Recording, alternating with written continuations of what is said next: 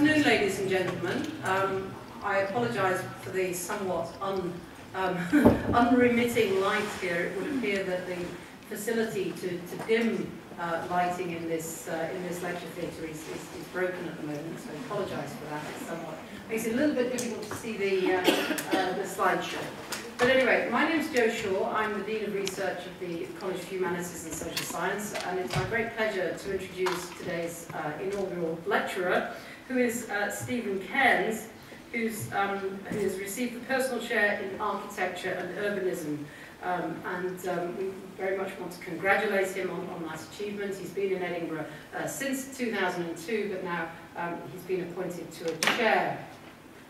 Stephen was born in New Zealand and received much of his education in New Zealand, but he's also been very much an international traveller. He's studied and practiced architecture in a number of countries, including in New Zealand, Australia and Fiji. And while he's been in Edinburgh since 2002, before that he was in Melbourne as a senior lecturer, and he's held visiting appointments in Melbourne and other places. And also he has, of course, done his community service in Edinburgh as head of the Department of Architecture in the School of Arts, Cultures and Environment between 2006, and he's been co-director of the SALA, the important joint University of Edinburgh and Edinburgh College of Art Architecture school in its first year, which of course collaboration between on the SALA has also presaged the merger which is going to take place.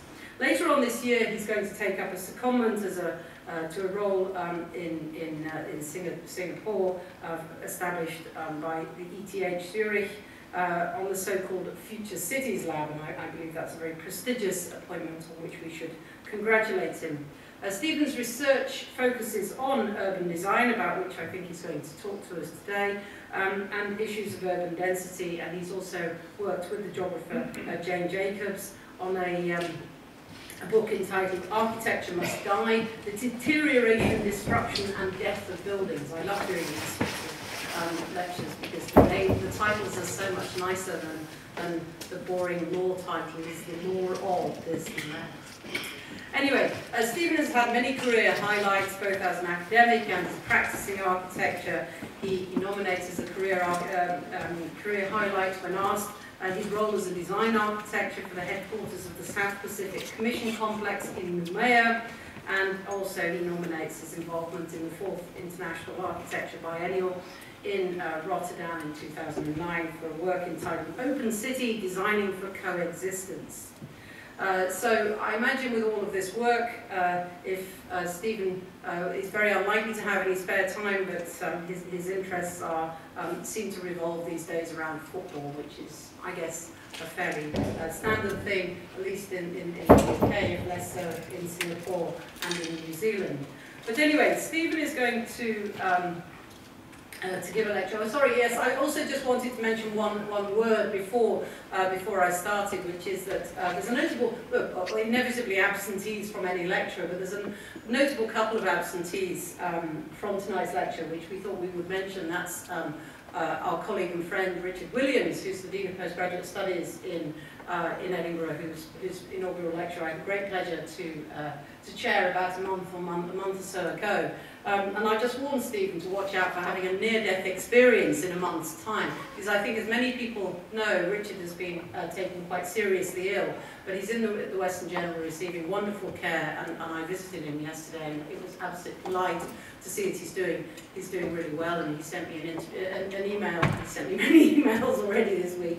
He sent me an email last night saying that how much he and Stacey were going to miss coming to Stephen's lecture, and how much they were looking forward to it, but also that he wanted to acknowledge how much Stephen and indeed Jane Jacobs as well have been intellectually very important for him, inspirations, he said, after he'd come to Edinburgh. So it's great to feel that we're part of an academic community, but that we're also supportive to each other as human beings as well, and I know that Stephen Cairns is very much part of that.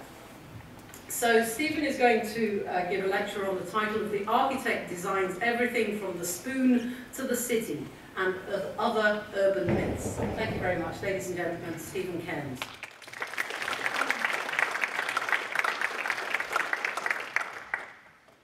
Thank you, Joe, and thank you very much for coming on this bleak evening. I've been in Edinburgh now for 9 years, but my links to this city and this university go back further than that. My father undertook a PhD here back in the 1960s, and he, along with my mother and 2 sisters and I, spent a lovely 3 years keeping out of his way while he was writing his thesis. He studied theology and Islamic studies here in Edinburgh, and last week I checked the title of his thesis in the library catalogue, and it read, "The Role of Theophany in the Formation of Scripture in Early Israel and in the Quran." Now I quickly checked the Oxford English Dictionary, and it tells me that theophany means something like a manifestation or appearance of God or gods to a man or man. Now the title of my lecture clearly this evening pales by comparison. There will be little in the way of theophany this evening, I'm afraid. But that said, there is something about the contrast, about the grand theological themes that my father once tackled, and the everydayness of spoons and cities and everyday lives that we lead in cities, which I think is relevant. And the work of architecture, I think, traverses precisely this terrain between the grand and the ordinary. But in doing so, it always risks slipping from the sublime to the ridiculous. And this is something that we see in the conjunction of the spoon and the city in the same sentence. And I think this reminds us of this kind of risk. How architecture manages this movement between the grand and the ordinary, between the sublime and the ridiculous, is one of the themes that I want to explore this evening. And I'll do that by beginning by trying to unpack this phrase a little bit, the spoon to the city. And I want to do that as a means of thinking about what architecture and design have to say about the city in this time of globalization. So we'll begin by looking at some spoons, how could I not, with this title, and then we'll move into consideration of the city. And the city that I want to focus on is the city of Jakarta. It's one of the world's largest conurbations. It's a place that I've worked over a number of years now.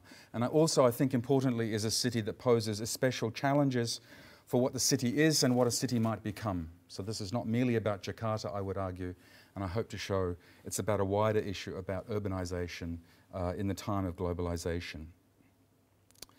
So the lecture will have some reflections on spoons and cities. Then we will go to Jakarta visually at least, and I will try and describe some of the terrain of the work that I've been doing. And then we will come back and look at the exhibition that Joe mentioned in Rotterdam last year, where much of that work was curated and presented for the first time. So the architect designs everything from the spoon to the city. This is a provocative line, of course, but it's also a little bit unaccountable. It's been attributed to various people. Some say that William Morris first used the term, and others say that the early promoter of the arts and crafts in Germany, Hermann Matthiasius, also used the term. Others, on the other hand, suggest that it was a modernist slogan. Walter Gropius apparently used it as a personal motto, and he used it as a theme to underpin his pedagogical program when he taught at the Harvard Design School following World War II. Others also say that Mies van der Rohe, in fact, invented and owns the term. In Italy, curiously, the slogan circulates in another way. Here it's often attributed to post-war modernist architect Ernesto Rogers, happens to be the long-lost nephew of Richard Rogers. And also some people attribute to Massimo Vignelli, who's an important product designer in the Italian scene. So it's one of those phrases that seems to drift through the disciplinary discourse without any particular accountability. It's attributed to arch-modernists on the one hand, and also to arts and crafts zealots on the other. In other words, it's deployed in the name of antithetical causes with the same force. Now, the idea that architects would literally aspire to work both at the scale of the spoon and the city is something that remains, I think, quite prevalent in design discourse, but curiously unaccountable, which is one of the reasons why I think it's interesting to think about this evening. Now, it's not very hard to find examples of very good architects doing just this, designing spoons and cities, if not cities, then pieces of cities. And here's one such example. This is the work of French architect Jean Nouvel, his coffee spoon on the left, of 2003, and his recently opened one new chain shopping centre in the shadow of St Paul's in London. This is the work of Dutch architect Wielaerts, a set of 4 spoons. and his competition entry for the vast Waterland Urban Development project of 2003 in Shanghai. And the third of these images, this is an image showing the Bettina Table Service and the Bullring Shopping Centre in Birmingham. Both of these are by Future Systems architects. The Bullring complex, whatever your view is of the architecture, in fact has been very important in the regeneration of Birmingham, so really could be understood to be a kind of city designing exercise. Now the complexity of the relationship of the building to the city is matched by the complexity of this cladding system. Some 15,000 spun aluminium discs now adorn this building. But as you can also see, Future Systems are not doing just spoons but cutlery. And we can also see that this obviously leads us into a terrain where we know that many architects design many different consumer products. I'm sure some of you have coffee pots by Aldo Rossi perhaps, those of you from the 80s, teapots, pepper grinders. Zaha Hadid has recently released a set of shoes which look very much like her recent museum in Rome. We can think of tables, and of course, most famously, architects are involved in designing chairs. In fact, chairs have held a very important place in the discipline for many years, probably more recognizable than spoons, I think, as the output of architectural work. Many of you, for example, will recognize perhaps the zigzag chair by Gerrit Rietveld, the ladder chair by Charles Rennie Mackintosh, the chaise longue by Le Corbusier and his collaborator, the Eames chair and ottoman.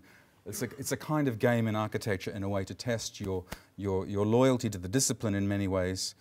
There are so many of these well-known chairs that identifying them quickly and accurately has become a kind of disciplinary test. In fact, chair identification tests your ability to see as an architect in quite a literal way. Again, most of my knowledge runs out after about the third line here, so I'm not a proper practicing architect.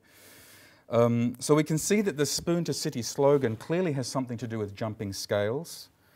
It's also to do with collapsing graduated forms of attention, sequences of information, such that we become shocked by the contrast. We can never imagine a spoon in a city in the same frame of reference, and yet that's precisely what architects and designers try to do.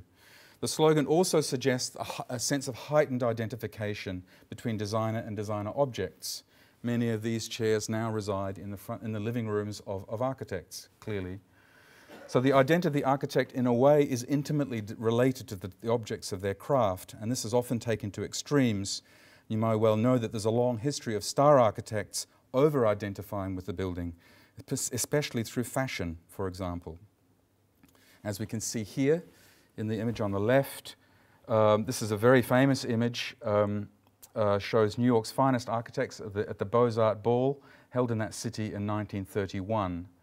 Now, if you don't recognize the characters from the left, Stuart Walker as the Fuller Building, Leonard Schultz as the Waldorf Astoria next to him, Elijah Khan as the Squibb Building, but you are likely probably to recognize William Van Allen as the Chrysler Building in the middle there, primarily because he's gone to such great effort to dress up as his building.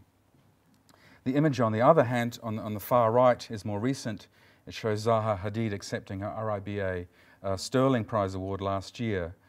And below is an external view of the National Museum of the 21st Century Art in Rome, for which she was architect.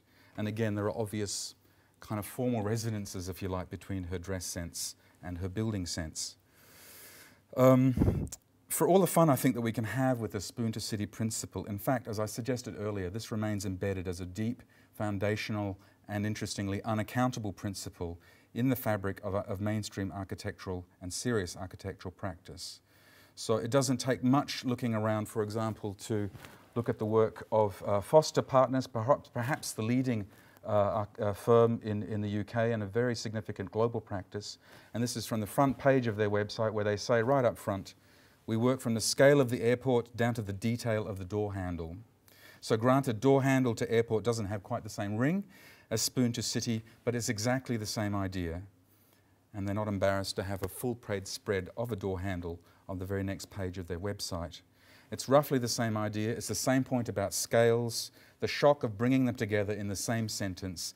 It also activates, I think, a sense of excess, the idea somehow that you would lavish this attention on a door handle. Clearly an airport would warrant that kind of attention, but a door handle, really? Is this really the architect kind of straying out of their kind of natural terrain into the space of excess, of fetishism, and dare I say it, fashion?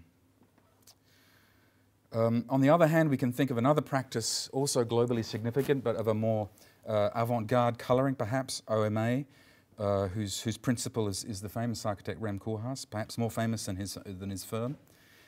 Some architects like OMA have played precisely with this idea of small and large scales, the essential and the excessive, and the shock about bringing them together in a singular context.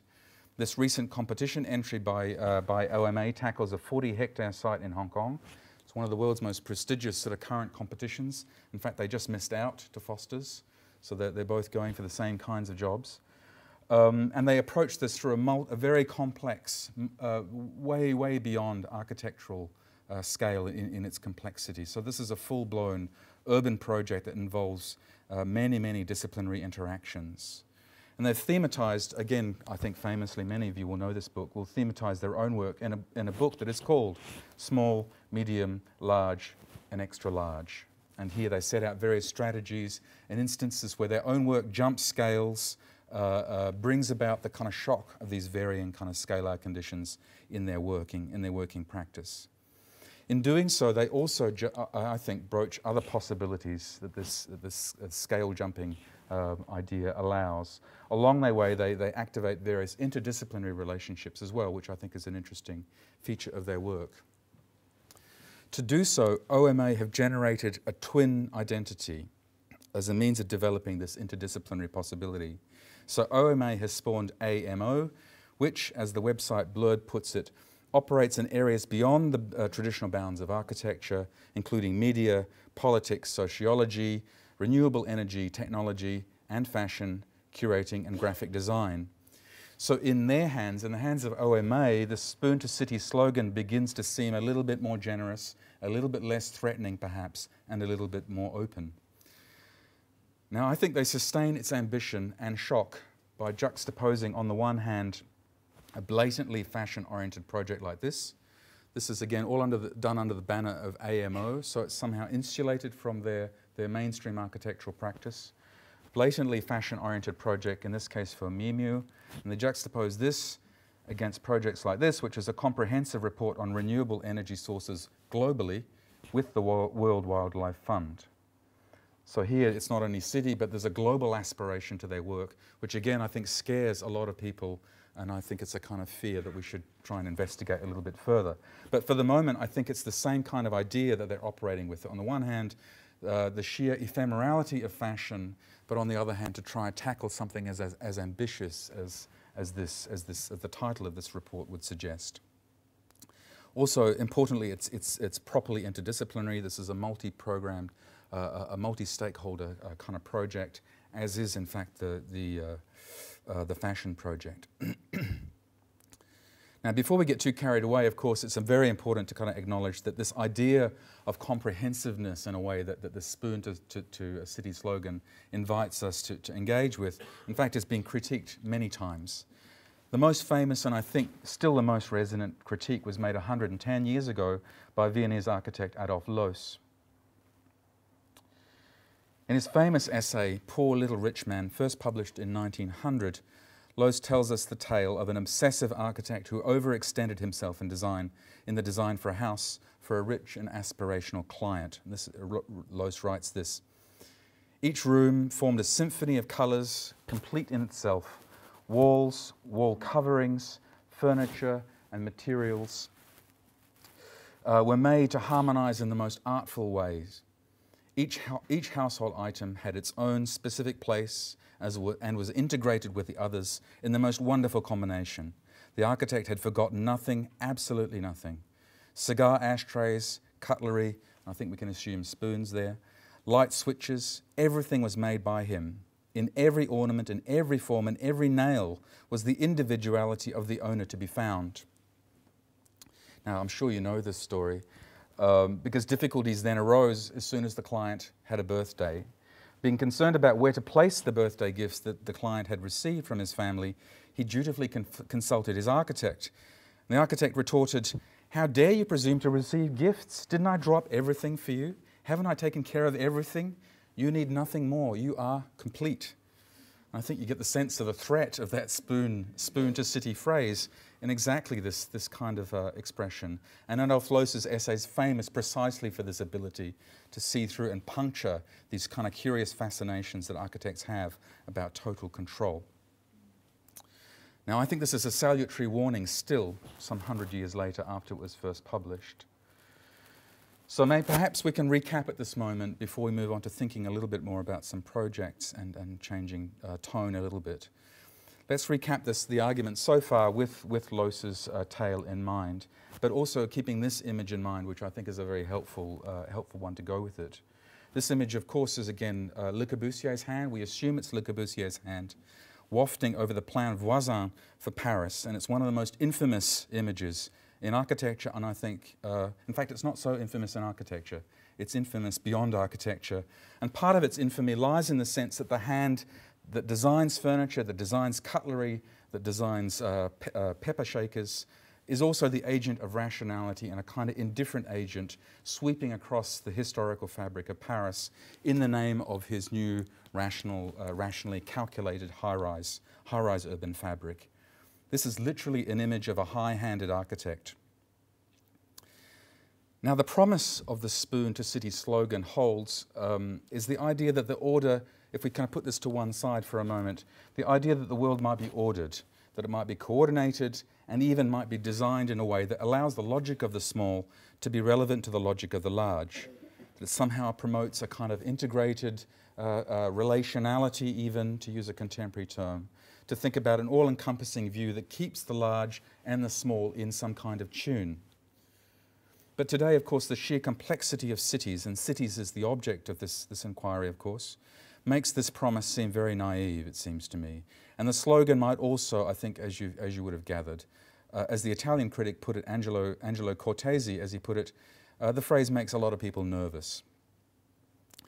But what makes people nervous, I think, and I'd be interested to talk to you over drinks about this, but what makes people nervous, I think, is not the relationship of the small to large, but I think it's the other part of the slogan. It's the part that says, the architect designs. Perhaps it's even the everything that's especially troubling here. The complexity of cities today simply puts them beyond the reach of most planning agencies, so to imagine a single agent, such as an architect, operating at the level of the city is quite disturbing. And we can add here that the word design is also troubling in this context, as it means a kind of all-encompassing practice. Nothing is safe from design, we might object. But I also want to argue that this phrase, which is so beguiling for many architects and so troubling for others, also contains a curious kind of potential. And this is the sort of main hypothesis, I guess, that I would like to test. The potential, I think, involves what I've been calling scale jumping, not filling in all the scales, but precisely short-circuiting the scales, to deploy yet another metaphor.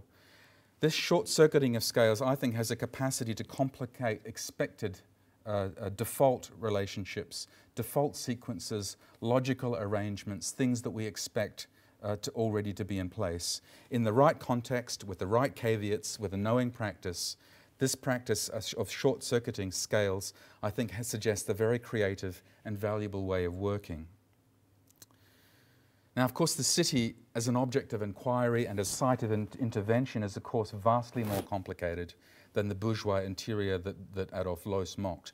And we can see that. This is the infamy of this project resides in precisely that simplicity, that simple attitude to the urban fabric. So for the second part of this lecture, I'd like now to turn to the city as a way of testing and extending this kind of rudimentary hypothesis. And the city that I want to explore in particular is the city of Jakarta.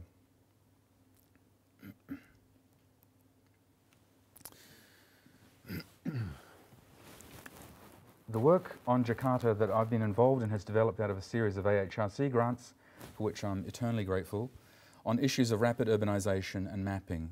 In this project, I've worked with Dr. William McInnes from the School of Geosciences, and we worked with a wonderful range of research associates and assistants Vlad Tănăsescu, Ray Lucas, Chris Lewis, Matt Osgar-Lorne. We also work with a group of very energetic research associates in Jakarta, recent graduates from the architecture program there at the University of Indonesia. The project that we worked on culminated in the exhibition at the International Architecture Biennale in Rotterdam in 2009 and 10. And there I worked with Rotterdam-based but Jakarta-born architect Daliana Suryawinata, and together we curated a range of 12 architecture projects that were focused in Jakarta in one way or another. These projects demonstrate the diverse scope of architectural practice, and I think also, and I invite you to contemplate this, that they also resonate with the possibilities of the spoon-to-city metaphor.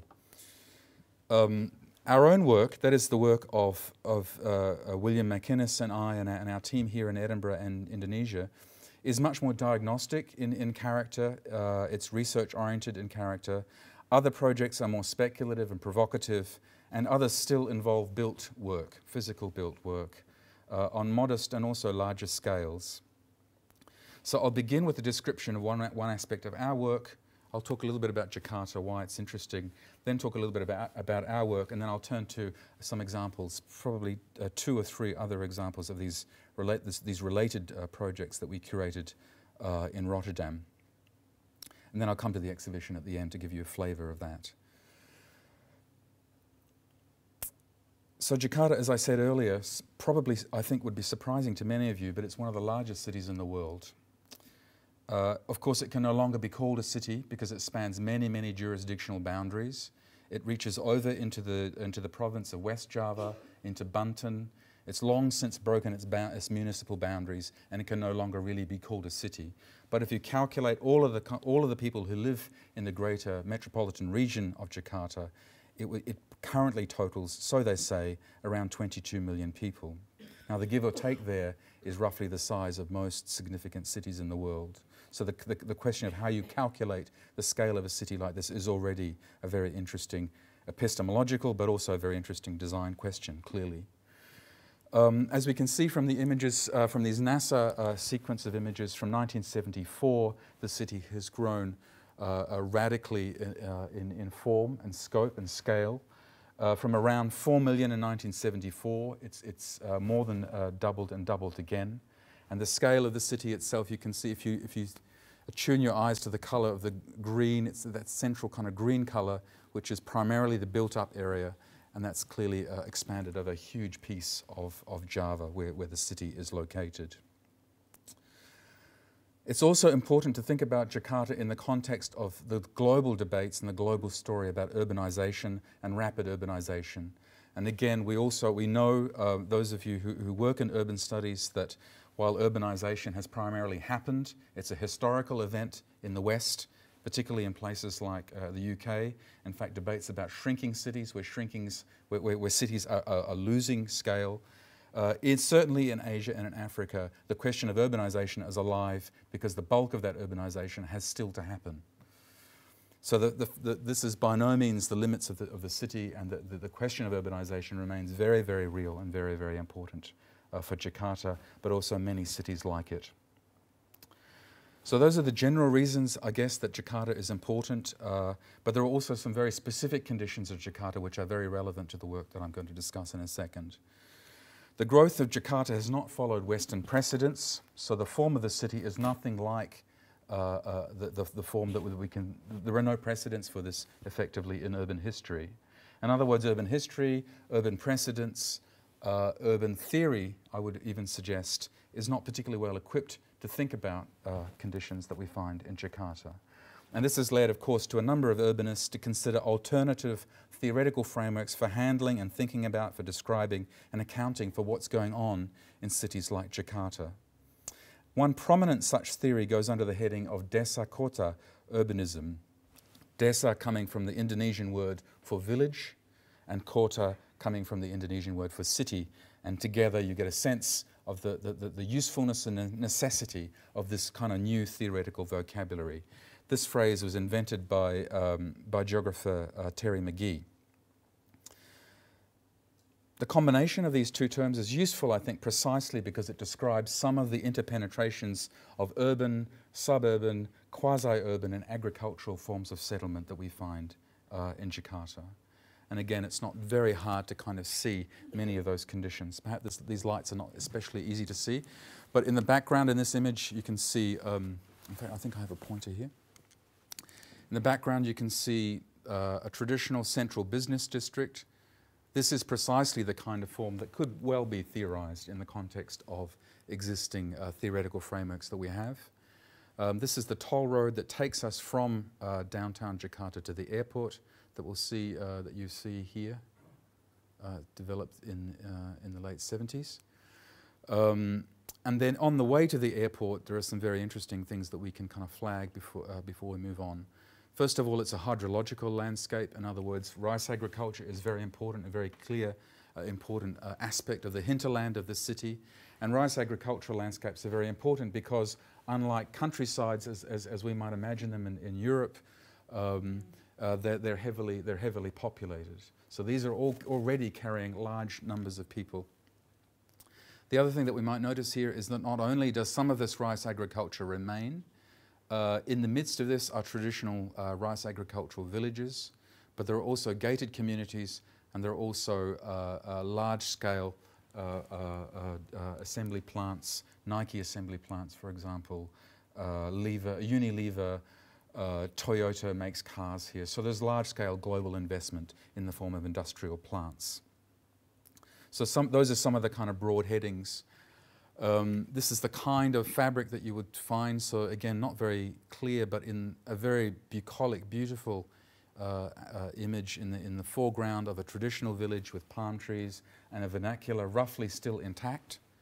And then at the top, low-income housing carved out of this beautiful scene and in a way sort of stamped onto the kind of landscape itself. So these juxtapositions are very typical of the kind of Dakota landscape that's transpiring.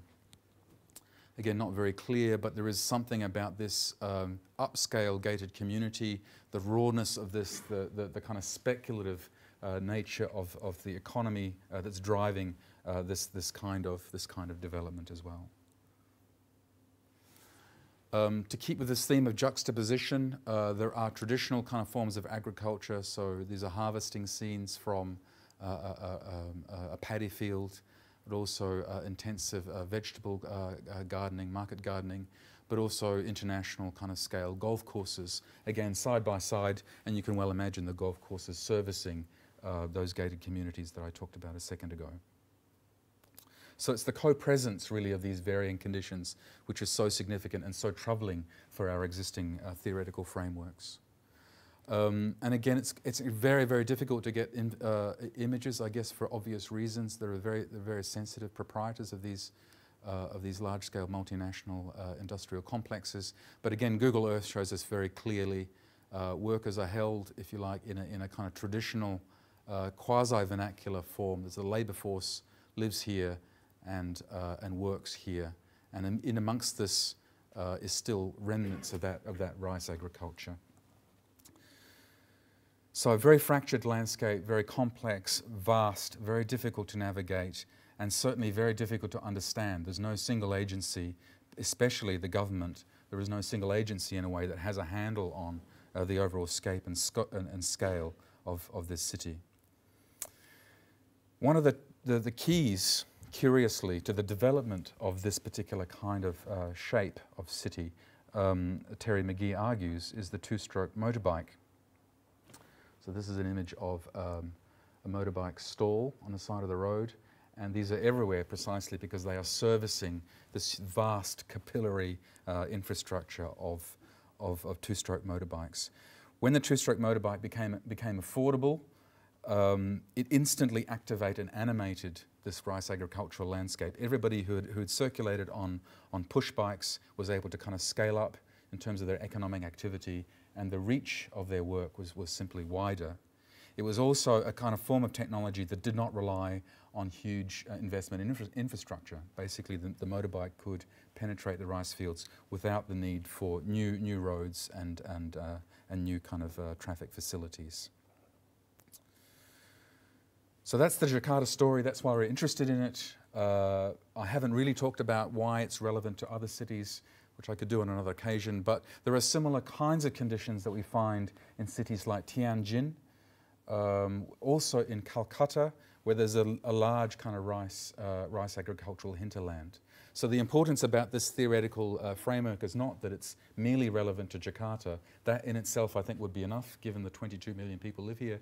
But the point is that this is an emerging indigenous kind of urban theory which applies to many other conditions in the region and beyond. So let me now turn to the 4 projects. I'll describe our project a little bit more because it's a bit more research oriented at the beginning, and then I'll refer to the 3 other kind of projects that were part of the exhibition.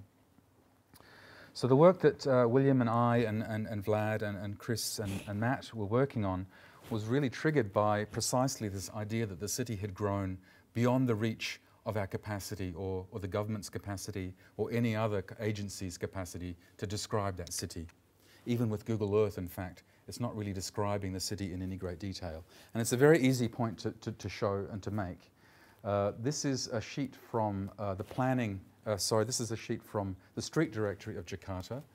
Why Jakarta has a street directory is a fascinating story that I can tell you on some future occasion. But the street directory happens also to serve as a planning, because of its convenience, also serves as a planning document. So all the traditional kind of processes of planning get short-circuited by this document. So that the chief of planning is often using this and annotating precisely this document to make plans for Jakarta. And it doesn't take much to look at Google Earth to see what things are registered in this format, this descriptive representational format, and those which are not. So for example, in fact this is a very easy game to play, but I'll draw out one obvious example. So this area, the dotted lines, which marks out the rest of this gated community, which is yet to be developed. And when we go to Google Earth, you can see that it's right above a traditional desa condition. And this is exactly that bucolic scene with the vernacular housing that we saw in one of the earlier slides. The other thing that we can discern from this is that this village, Lengkong Gudang, was once part of another village, or the same village, called Lengkong Wetan, which is over here, and we can see the remnants of that village here. So basically most of this gated housing and this independent township has been developed right across and juxtaposed across the existing kind of fabric, if you like, that more agricultural fabric. So clearly there are lives being led here, and these lives are not independent. There are people living here and working in this township. There are all kinds of reciprocities in symbioses. But as far as the logic, the formal kind of planning logic goes, this kind of condition doesn't get represented. So one of the kind of simple points that we wanted to make was precisely the existence of those forms of living, but also to try and, more ambitiously, to connect those representational strategies into the logic of planning itself. And we did that in a number of ways. The first thing that we did was to identify a transect in the city. So rather than tackle the whole of the city, sampling would have been another technique that we would have used. But we took a slice through the city, and again we're borrowing from landscape, ecology, also geography. Urban geography uses this technique in very successful ways. So this is all effectively the same transect, just described in different ways. So starting on the far right hand side, this is the Google image, the Google Earth image, and you'll see the airport, which is a kind of marker all the way through this. This is the formal planning documentation for this part of Jakarta, which in fact is even more thinly described than the street directory. So you can see why the street directory has this cachet and importance. So street directory, clearly driven for the logic of the car, the formal planning maps, and Google Earth. Latterly, we decided to include a historical dimension to the study.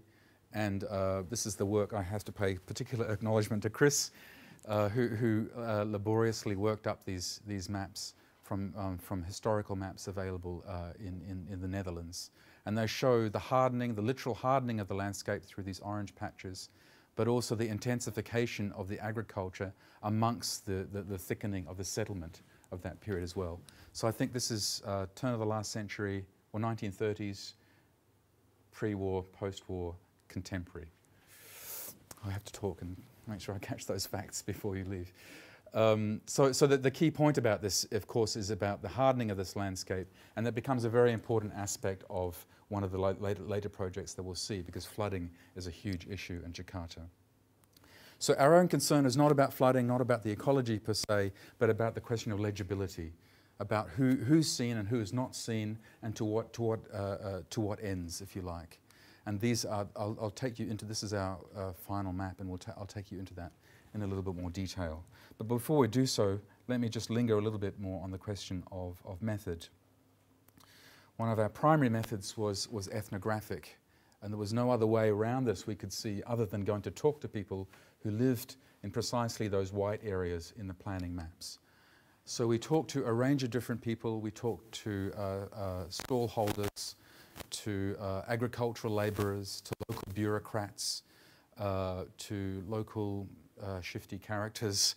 There's a whole range of different kind of personality types, if you like, that our student assistants in Jakarta connected with. And it was a wonderful set of videos which we are still currently processing. One of the things that we did with this vast amount of very rich material was to extract effectively a kind of cartographic map for each of these respondents. And again, working with colleagues in Jakarta, this laborious work really of working both with the respondents but also with the research assistants there, we built up a sense of the local sort of reach of a particular kind of neighbourhood for an individual. And that reach was determined by where you would go to school, for example, if you were a child, where you would work, where you would shop for basic necessities, where you would go for entertainment, where your friends live. What's the kind of reach, if you like, of your neighbourhood? Behind this is the idea of the cognitive map, which I'll touch on very, very briefly. So you can see it moves from this kind of very field-based notebook kind of quality to slightly more formal. We're operating inside a kind of notational strategy, a notational system that we borrowed from Kevin Lynch here. So each of these suites of dialogue then generated one of these. And one of the interesting things about this, the reach, if you like, of neighbourhood for these different urban characters is the variation in scale of these.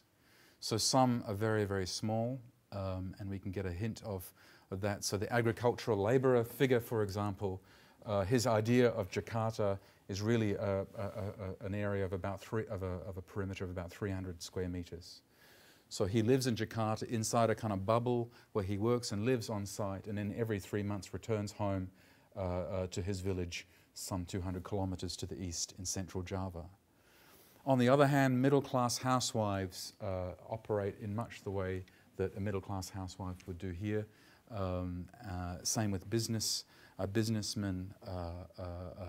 So there are emerging kind of patterns, if you like, of ownership and sense of connection to the neighbourhood and to the city.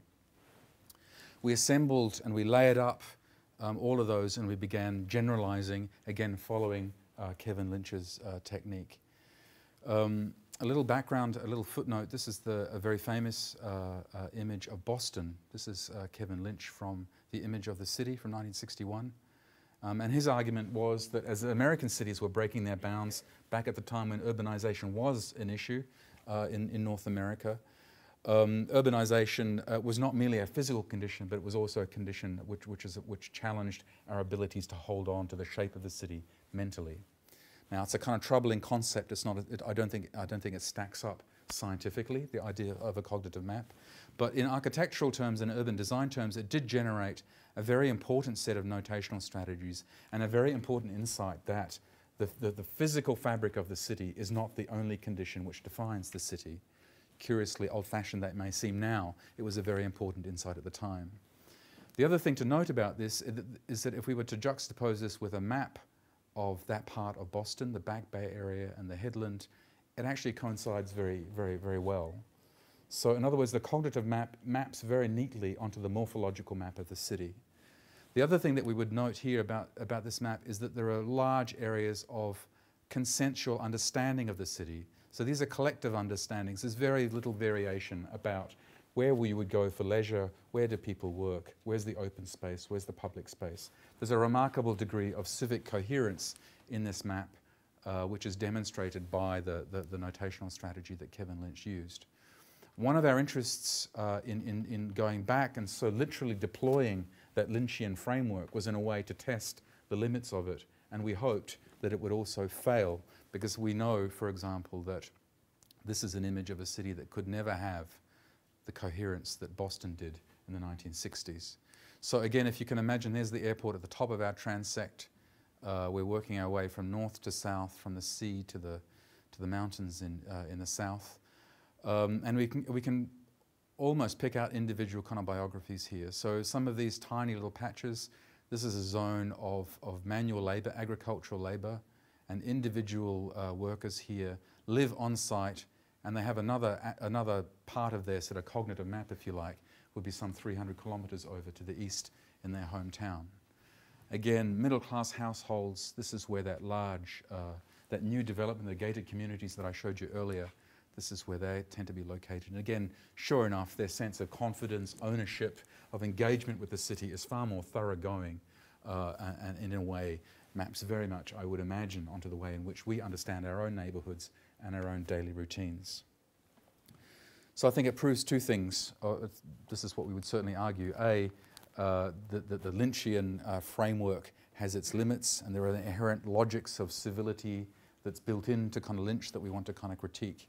But also it maps for the first time the varying footholds that people have in that particular part of the city in Jakarta. So I hope the architectural sort of DNA is underneath this. I hope that's obvious in a way. If it's not, then I think it would take me a little bit longer to kind of describe that. But I certainly saw myself as an architect and operating on this project, operating as an architectural researcher. I think it becomes clearer in the next three projects that I'm going to show. And these are three others that we curated and brought together for the Rotterdam exhibition alongside our work. The first project is by the NGO Mercy Corps. In fact, their headquarters is here in Edinburgh, and they have a very lively and active base in Jakarta. Jakarta is its densest in the north part of the city, where it borders the Java Sea, and it hosts a remarkably cosmopolitan and mobile population. Research undertaken by the Mercy Corps NGO focused on this main neighbourhood of Penjaringan in North Jakarta. Illustrated here is a participatory planning project involving architects, sociologists and geographers that engaged with the informal settlement that had formed underneath one of Jakarta's elevated toll roads. Emblematic of the Suharto-era cronyism and crony capitalism, the construction and operation of the toll road was dominated by Suharto's daughter. He was the previous president, 60s through to the very late 90s. The informal settlement that colonised the area under the elevated toll road was demolished to make way for a municipal government plan to accommodate low-income populations in walk-up 4- and 5-storey flats.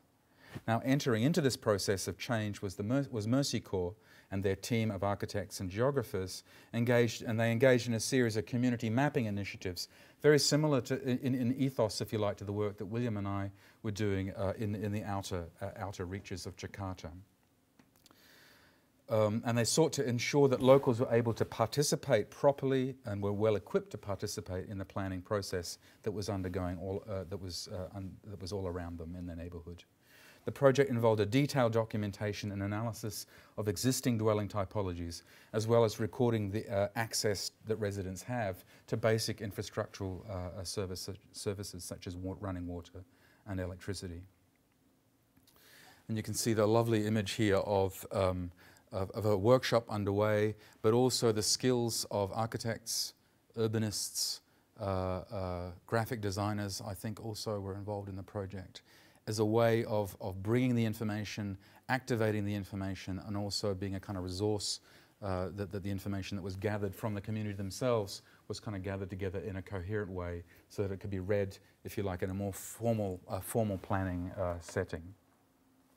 So that's the Penjaringan project by Mercy Corps. The next project I think is more obviously architectural. This is a project called Servant Space.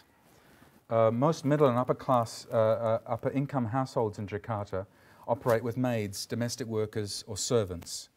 Now these domestic workers are typically female immigrants from small towns and villages throughout Java and even further afield in the Indonesian archipelago.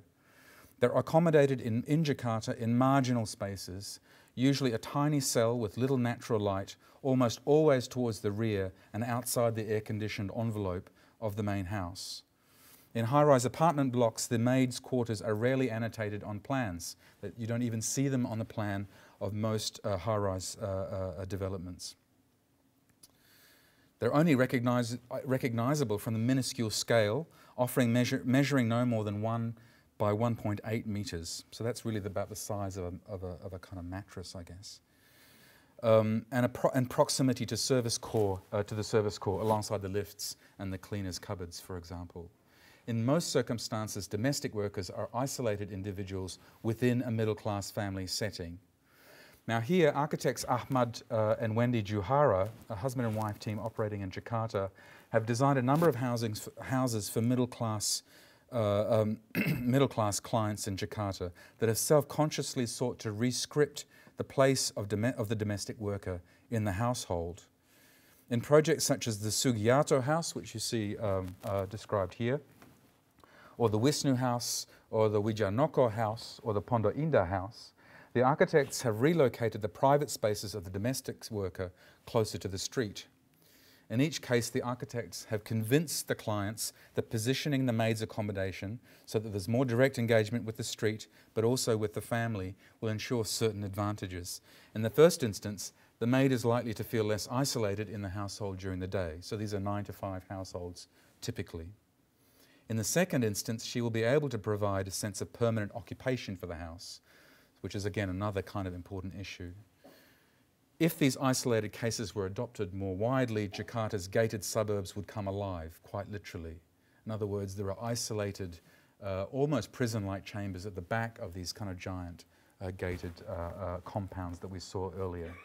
So Ahmad and Wendy Juhara have made an argument which is about the fortunes and the welfare of the maids, the workers, but also about an urban kind of principle, about the livelihood, if you like, of the suburb itself. So it's a kind of indigenous thinking which I think is relevant, more broadly speaking, a little bit like this Desakota idea itself. Now these modest projects, these are some of the various typologies that they've invented. These modest projects are significant examples of an architectural response to a complex economic labour practice, obviously. They have the capacity, I think, also to inform the ways in which Indonesian maids are housed in foreign countries. So one of Indonesia's largest export earners is the export of maids' labour. So it's a huge issue for Indonesia, but also a very, very important issue for host countries as well. Saudi Arabia, Singapore, Malaysia and Hong Kong, for example, to which they're exported in increasing numbers. In such contexts, maids are often confined to private houses within the backstage of those houses, if you like, with little time away from domestic duties and often without access to their passports even. Wages are often docked to cover expenses and levies imposed by employment agents. Often denied contact with families and with each other, the spatial organisation that Juhara and Juhara have proposed here have the capacities to enhance what they call a diasporic social solidarity. So I think it's important, these are projects which have been built. So there's an emerging typology. You can see the orange zone is highlighted as the kind of maids' quarters in each case. But they've also been thinking about a kind of form, a high-rise form, that's particularly kind of relevant in those host countries, in Dubai, in Singapore, in Hong Kong, for example. Again, where maids have a kind of a legitimate, albeit secondary, circulatory and collective kind of space inside these mass high-rise housing forms. So architects operating as researchers in their own rights, deploying their rhetorical skills, convincing thoughtful clients about engaging with the city, asking them to invest their hard-earned cash in doing something which is remarkably daring as far as their neighbours would be concerned. The final project that I'm going to show is also by a group of architects, but operating probably at the largest scale. This is the Sponge City project. Urban scholar Mike Douglas has for many years observed that the Pacific Asian region, that in the Pacific Asian region there's an unprecedented mega project boom that's intensively restructuring and expanding urban space in environmentally unsound ways. Government land use planning has, he observes, largely yielded to the private developments, placing the environmental conditions and livability of the city in these regions at risk. In Jakarta, the ensemble of mega projects is undermining regional ecologies. It's including water supply, the quality of water, and the distribution of water across the whole region. Now, this is something that every Jakarta resident, rich or poor, knows very well, because the city simply floods every year, almost on cue. The city is subjected to annual water shortages and flooding at the same time, so there's this remarkable coexistence of drought and flood, often with disastrous consequences, and there's nothing within the current urban infrastructure that can adequately adjust to the sharp seasonal fluctuations in rainfall that these conditions create. So architects Adi Purnomo and David Hutama, again practicing architects, the other a little bit more academic, have offered a compelling analysis of the flood patterns in Jakarta in the first instance, and then they go on to propose a series of architectural interventions that ameliorate the effects under the heading of Sponge City. In the absence of a state able to offer adequate water storage or flood mitigation through systematic and planned urban infrastructure, Purnomo and Hutama propose a more incremental architectural approach. Their idea is to facilitate what we have later dubbed a wrinkling of the city fabric, or, to stretch the metaphor, a re-wrinkling of the city fabric, because in fact the hardening of that city, as we saw from Chris's drawings earlier, is simply that there's more and more concrete and asphalt being laid out across the city, and if that's the case, there's just more runoff. So somehow wrinkling the city, giving it more capacity to hold water, was one of their central ideas. So to facilitate this wrinkling of the city fabric through small-scale interventions, through local knowledges, thereby enabling the city to absorb and to hold bodies of water for longer periods. The product activates a multitude of minor infrastructural adjustments. It also adjusts the reciprocal relations of resource responsibility between citizen and city by disseminating knowledge about the ecology, the wider ecology of Jakarta and its unseen water catchments. And again, if you think about the farm labourer who has this kind of bubble of 300 square metres, it's precisely that kind of relationship that these people are thinking in relationship to this kind of citizenship, citizenship point. Okay, so 3 projects, including our own slightly more academic style project. Cultures of Legibility, which is the project that William and I worked on the peri-urban fringes. Spatial Anthropology, which is in the very downtown part, the densest part of Jakarta. Servant Space, as we've just seen, dealing with these tiny cells that maids occupy both in Jakarta and beyond. And this last project that examines the relationship of the city to its hinterland, very sensitive hinterland at that. Now, by bringing these projects together, I hope to demonstrate that the agency of the architect, in fact, does have a viable place in these rapidly urbanizing contexts such as Jakarta. Now, I don't think there's anything particularly naive about these projects that simply says that these are architects designing the city. They're clearly not. They're certainly not doing it as if it was a piece of cutlery. Nonetheless, they all have formal skills, and I suspect they all have designer furniture in their own houses. But that aside, the furniture is no mere kind of metaphor for the city for any of these practitioners. But the capacity to short-circuit the scalar logic, as I've been describing it, remains an important part of the creative agency that these practitioners have in the context of this rapid urbanization. So by way of conclusion, let me now take you to the site of our main output, as we've learned to say, and we'll come to the exhibition in Rotterdam. This is a shot of the main concourse of the exhibition. It was a huge exhibition. Our work was one of 6 different thematic exhibitions underneath the general heading of the Open City, Designing for Coexistence. This is the main foyer of the Netherlands Architecture Institute in a building in Rotterdam, and it's a beautifully choreographed space with many different activities commingling So the main entrance is here, so ticketing happens here. There's a bookshop here. There are wonderful informal exhibitions.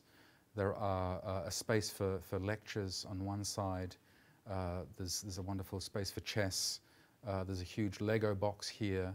There's a bar. There are many kind of impromptu events that were staged and happened seemingly spontaneously in this space. So very sophisticated kind of choreographing of the space itself. To come to our curatorial strategy, Daliana and I and the team occupied the main gallery on the first floor, which looks down into this space, which I'll show you in a second. We were offered one of the galleries on the first floor in this space, and we developed a curatorial and design strategy for that space in the early months of 2009. The curatorial strategy hinged, curiously, on the tradition of shadow puppetry in Indonesia. I think it'll become clear why in a second. The wayang tradition, as it's also often known in Indonesia, is an ancient cultural form that draws on cultural kind of links back to the Hindu-Javanese era.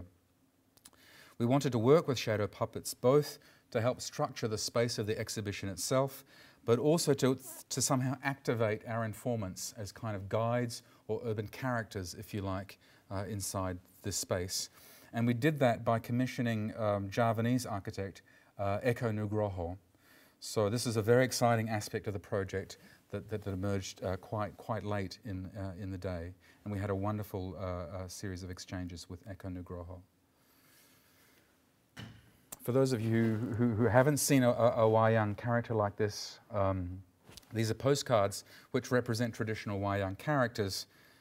What we liked, I mean, these are much more colourful, and they're leather puppets which get deployed in very kind of striking and engaging ways. But what we liked about this kind of postcard format was the simplicity of the format, the simple black and white, the simple kind of ink printing, but also this beautiful characterization under each one. So this is the name of the character, Bima, who's a heroic, a slightly blusterous, rambunctious character. And it's been translated here in English as honest and adamant. And over here we have two other characters, much more refined. These are roughly the same scale. So Nakulo and Sahadewa. And these are much more refined and subtle characters, and they're considered here as considerate and sagacious. So we like the format, the simplicity, the postcard, the fact that these characters would circulate. And that's the kind of brief that we gave to Eko Nugroho. And this is what he came up with. He came up with 12, we commissioned 12 characters. We hope that each of these characters will be attached to one of the projects in one way or another. So this, just to give you a sense of the format, this is the maid on the left-hand side and the developer on the other. I'll just read them out just in case you can't read on the side like that. The maid, and these are, Eko provided the artwork, but also the characterization. So the characterization we left intact. So these are his words. The maid, doomed to work hard her entire life, she should be given more hands to fulfill the endless demands and chores set by her employer. Constantly exhausted, has to be alert to surroundings for her own safety. So really powerful kind of image in a way, from an enjoyable cartoon-like character suddenly to have this kind of very biting social commentary alongside. The developer, always formally dressed, head filled with numerous ideas and profit-gaining strategies, modern communication tools have become appendages to his very being.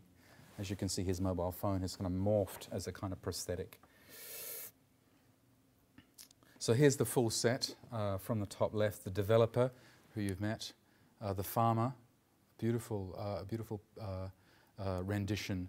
The head of the farmer becomes a kind of sheaf of rice. The maid, the street vendor, I think this is the labourer, the bureaucrat or the official, completely bound up and boxed in literally by regulations, but curiously always on the take, so there's hands dangling below. The beggar, whose very body is transformed into a kind of implement of gathering in the street. The commuter, who again has morphed into his very own two-stroke motorbike. The thief, very important figure in the operation, in the ecology of the city. The businessman, again, head in the clouds. The housewife, a very powerful figure in middle-class life. And then finally the architect. We insisted on an architect.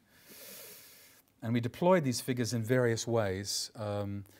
Vlad Tănăsescu has expertise in GIS and digital media, and he pulled together an interactive desk where visitors were greeted when they entered the exhibition, and they could deploy their postcard, pick up a postcard, deploy it on the desk, and it would introduce the character as well as the projects themselves.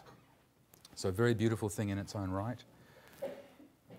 And also with the work of Chris and Matt, we also started thinking very early on about how we would integrate these figures into the organisation, the aesthetics, but also the spatial organisation of the gallery space itself.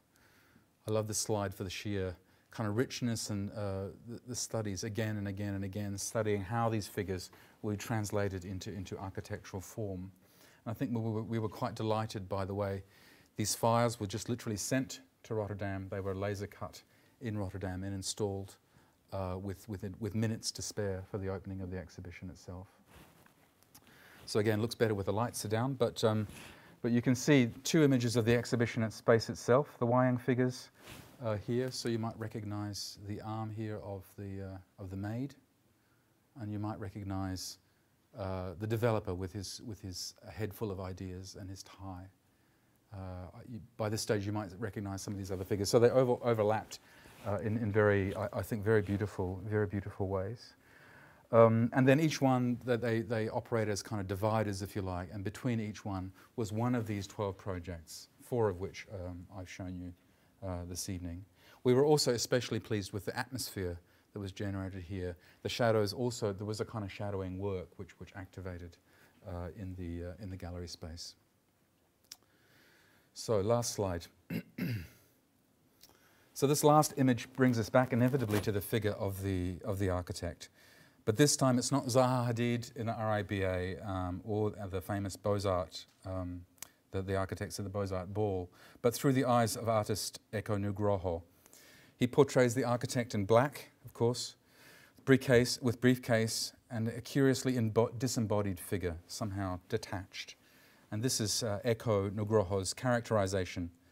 The architect, usually deadpan, does not reveal much personality. His work tends to reflect his personality, in fact, cold and minimal, with a tendency to avoid local elements. Does it mean one has to invent one's history and narrative in order to become modern? I don't quite know what that last line means, but I think it's a wonderful formulation, a very provocative, engaging question. So in many respects, I think Eko is right about the figure of the architect in cities like Jakarta. They're widely regarded as agents of a foreign kind and an indifferent kind of modernity. But I won't let Eko have the last word because I don't think that's the whole story, as you might have guessed. The examples that we curated in Rotterdam showed, I hope, work which is of an architectural sensibility that was precisely attentive to the conditions in that city, be they social, economic, or ecological. Thank you.